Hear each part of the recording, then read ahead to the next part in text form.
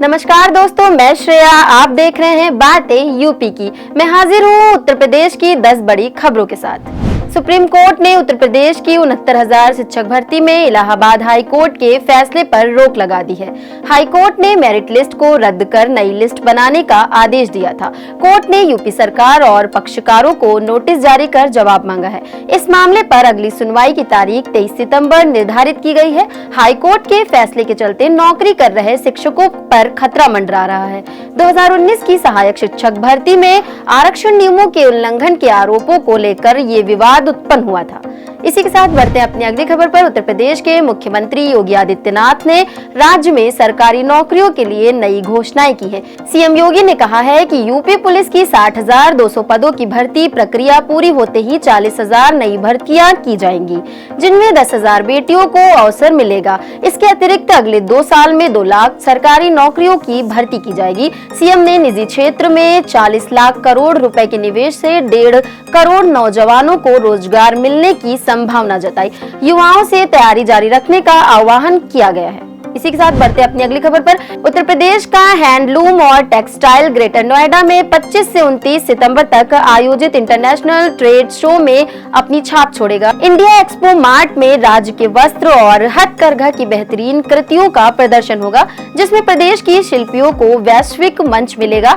500 stalls में से अधिकांश आरक्षित हो चुके हैं और कारीगरों को ऑनलाइन रजिस्ट्रेशन की सलाह दी गई है। शो में खादी की परिधानों का भी फैशन शो 28 सितंबर को आयोजित होगा, जिसमें देश भर के मॉडल भाग लेंगे। रजिस्ट्रेशन के लिए वेबसाइट upinternationaltradeshow.com पर जाएं। इसी के साथ बढ़ते हैं अपनी अगली खबर पर। यूपी के बिजली उपभोक्ताओं के लिए अच्छी खबर है। पूर्वांचल विद्युत वितरण निगम ने मौजूदा कनेक्शनों पर मुफ्त स्मार्ट प्रीपेड मीटर लगाने की घोषणा की है। नए कनेक्शनों के लिए मीटर का मूल्य लिया जाएगा। इसके अलावा उपभोक्ताओं को बिजली दर पर 2% छूट मिलेगी। प्रीपेड मीटरों के लाभ में गलत बिल, ब्याज या लेट फीस से छुटकारा, बिजली खर्च पर नियंत्रण और फॉल्ट की तुरंत जानकारी शामिल है। पहले चरण में वाराणसी क्लस्टर में 25,000 मीटर लगाए जाएंगे। इसी के साथ बढ़ते हैं अपनी अगली खबर पर। उत्तर प्रदेश 11 से 13 सितंबर तक ग्रेटर नोएडा के इंडिया एक्सपो मार्ट में सेमिकॉन इंडिया 2024 की मेजबानी करेगा। प्रधानमंत्री नरेंद्र मोदी इस कार्यक्रम का शुभारंभ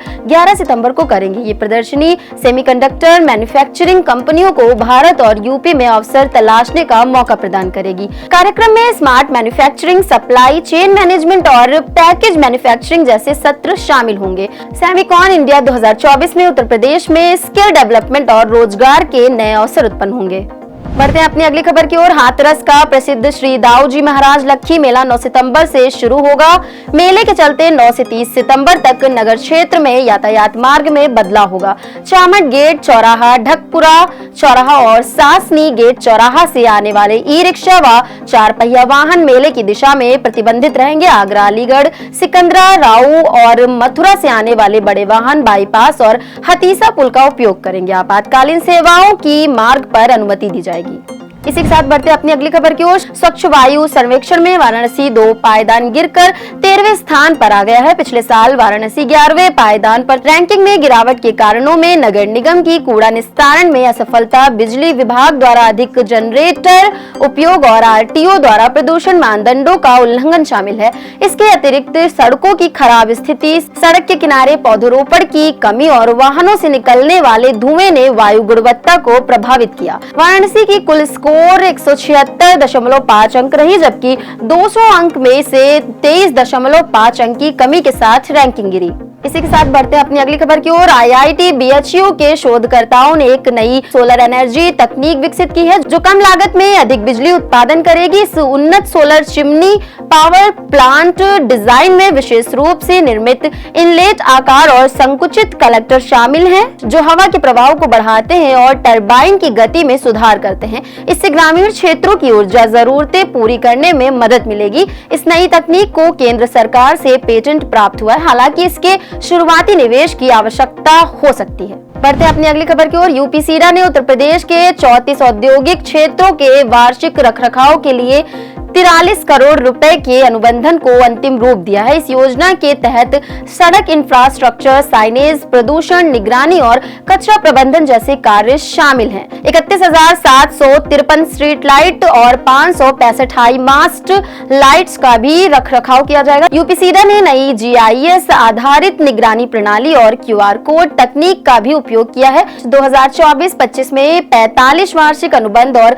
6 प्रमुख क्षेत्रों में जल निकासी बुनियादी ढांचे के उन्नयन पर ध्यान केंद्रित किया जाएगा। इसी के साथ बढ़ते हैं अपनी आखिरी खबर की ओर। यूपी के बंटवारे की मांग फिर से उठी है। पूर्व केंद्रीय मंत्री डॉक्टर संजीव बालियान ने पश्चिमी यूपी को अलग प्रदेश बनाने की जरूरत बताई है। उन्होंने एक सेमिनार में कहा कि छोटे राज्यों में विकास की संभावनाएं अधिक होती हैं और किसान लाभान्वित होंगे। सेमिनार में बागपत सांसद डॉक्टर राजकुमार संगवान ने भी इस मांग का समर्थन किया है। मोर्चा के नेताओं ने कहा है कि छोटे राज्यों का प्रशासनिक प्रबंधन बेहतर होता है और इसके लिए जनता को जागरूक किया जाएगा। तो ये थी दिन भर की 10 बड़ी खबरें। ऐसी ही खबरों को देखने के लिए देखते रहें और करते रहें बातें यूपी की।